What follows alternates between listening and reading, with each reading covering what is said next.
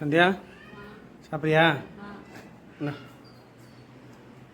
இன்றைக்கி வந்து கோதுமை தோசை தான். சக்கரை வேணுமா இல்லை குழம்பு என்ன தரவா?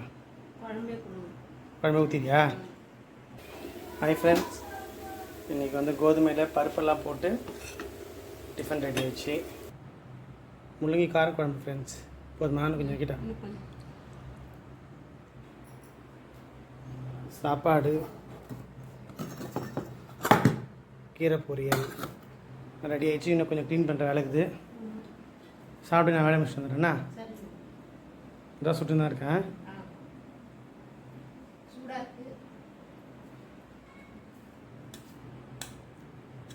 நல்லா இருக்கா பாரு. சூப்பராக இருக்குது. சிக்கன் குழம்பு மாதிரியே இருக்குது. சரி சாப்பிடு. சந்தியா கீரை கிளட்டியா? கிளிக்குங்க, பூண்டு உரிச்சுருக்கு. அப்புறமா பாதி கிளிக்க முருங்கைக்கீரை. ஓகே, இன்றைக்கி என்ன சமையல் சொல்லு? இன்னைக்கு என்ன சமையல்?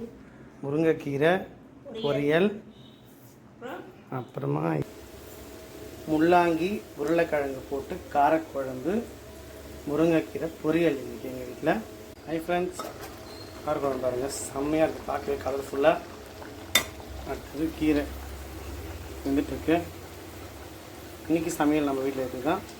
காரக்குழம்பு, கீரை பொரியல் எல்லாமே வாங்க சாப்பிட்லாம்.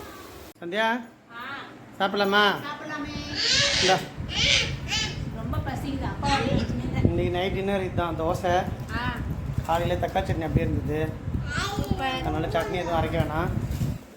மாம்பழம் வேணும் வரும்போது. நல்லா இருக்கா? நல்லா டேஸ்ட்டாக இருக்குங்க. புளிப்பாக இருக்குன்னு நினச்சேன். நல்லா டேஸ்ட்டாகவே இருக்குது. ஒரு கிலோ வந்து 100 ரூபாய். நல்லா இருக்கு மாம்பழம். 3 தான் இன்னும் இருக்குது. ஆனால் டேஸ்ட்டாக இருக்குது. சரி சாப்பிட தோசை எடுத்துனாரேன். நம்ம வீட்டில் இதுதான் டின்னர். கண்டிப்பாக அவங்க எல்லாருமே சேர்ந்து சாப்பிடலாம். இப்போ எனக்கு ரொம்ப பசியாக இருக்குது. நான் சாப்பிட போகிறேன். தம்பி சாப்பிட்டேண்ணா? தம்பி சாப்பிட்டேன். சரி ஓகே, அதை சாப்பிட்டு நான் சுட்டு எடுத்துன்னு வந்துடுறேன். சரிங்க.